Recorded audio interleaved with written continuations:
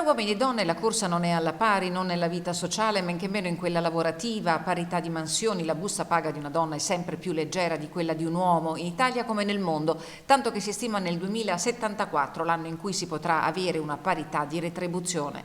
A livello locale si parla di differenze all'apparenza impercettibili, quasi €1,50 in meno per ora retribuita nelle province di Belluno e di Treviso, che però rappresentano una minore capacità di investire nella propria vita professionale per i carichi familiari da gestire, sia per la cura dei figli che degli anziani, in una società che invecchia rapidamente. Un quadro pesante fotografato nello studio commissionato alla Fondazione Corazzin dalla CISLA di Belluno Treviso, che ha indagato le differenze salariali fra uomo e donna. Che una bambina che nasce a Belluno o nasce a Treviso si porta con sé una dote di una riduzione di salario tra 40 anni di 124.000 euro per Belluno e di 118.000 euro per Treviso.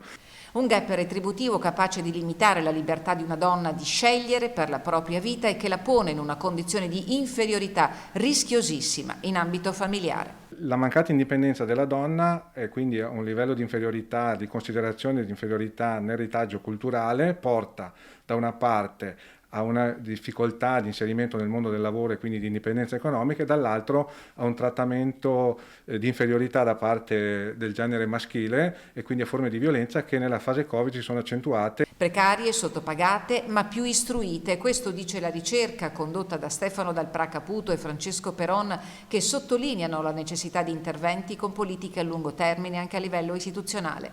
Nell'immediato l'impatto devastante è stato misurato anche nei mesi della pandemia. Abbiamo rilevato un problema grossissimo, per esempio, per quanto riguarda la gestione dello smart working, che in qualche modo è stato imposto per effetto della normativa che è stata applicata.